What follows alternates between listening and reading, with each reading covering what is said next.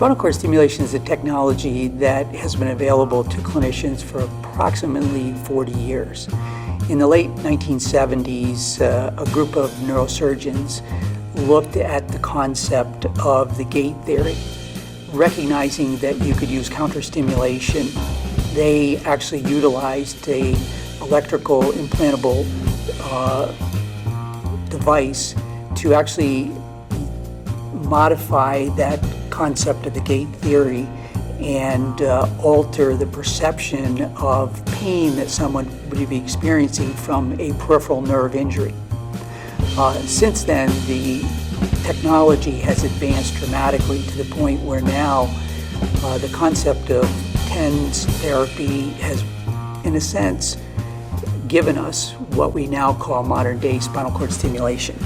And modern-day spinal cord stimulation is essentially the ability to alter perception of pain stimulus from a nerve-related injury, most often spinal nerve-related injuries such as radiculopathies, also peripheral nerve injuries in the form of complex regional pain syndrome type 2. And this is really done through what we understand somewhat pathophysiologically occurs. And this occurs by delivering an electrical impulse to the dorsal column of the spinal cord. By doing this, it actually activates A beta fiber activity, which in both an antidromic as well as an orthodromic fashion works to actually dampen the stimulus and the nerve perception, well, I should say the nerve propagation and perception of pain at this brain level.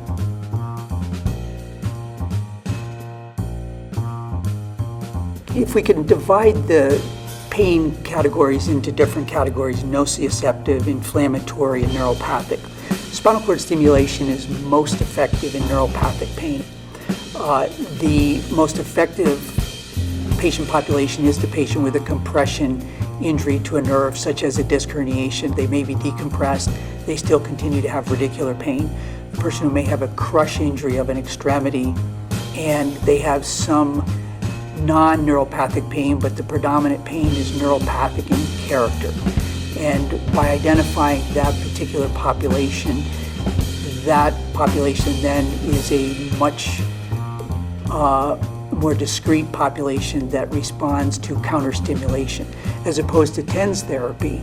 TENS therapy works very well with myofascial pain, which is a non-neuropathic pain. But the concept is very similar. It's a gate theory, but it's a more refined gate theory by using an electrical current at the spinal cord level itself.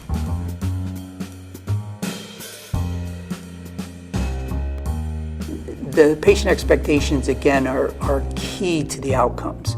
We're talking about a irreversible type of injury to the nervous system peripherally.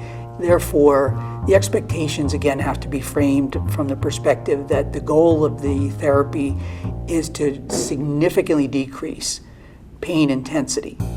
It then translates into decreased use of medications, improve quality of life, improve function in patient populations. But again, it doesn't take them back to their pre-injury day. It really will give them a quality of life dramatically better than what they currently have.